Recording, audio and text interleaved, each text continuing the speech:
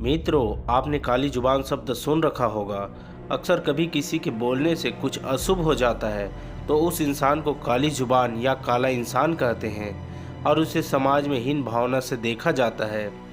दोस्तों, आज का हमारा किस्सा इसी बात पर आधारित है। राजस्थान के भीलवाड़ा जिले के एक गांव में लता नाम की औरत रहती थी।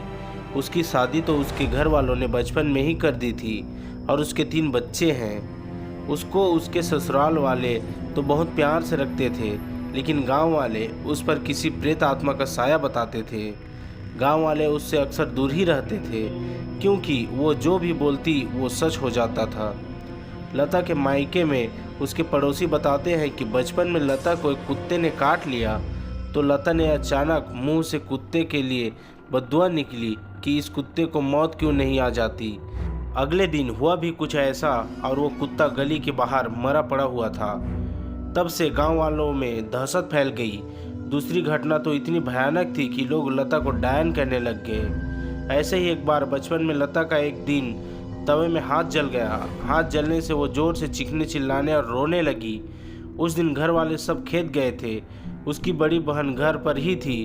वो दौड़कर अंदर आई और अपनी बहन का घाव देखा तो वो बोली, बस इतना सा जल जाने पर क्यों इतना मुंह फाड़ कर रो रही है।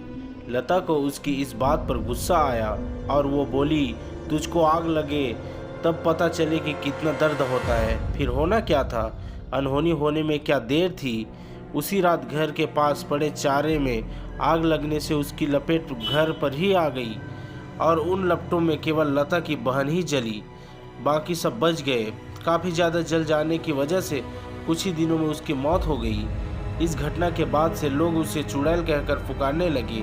ऐसी और कई घटनाओं को लता परिवार ने सहा, लेकिन आखिर बेटी को कैसे बाहर निकाल सकते हैं ये सोचकर चुप रहे।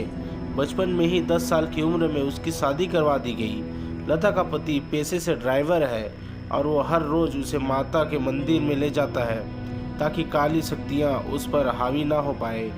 लता अपनी काली जुबान के अभिशाप से अभी भी जूझ रही है और अक्सर चुप ही रहती है। पता नहीं कब कौन सी बात मुंह से निकल जाए और उनके पति और ससुराल वालों को कोई नुकसान पहुंचे, इसीलिए अक्सर लता चुप ही रहती है।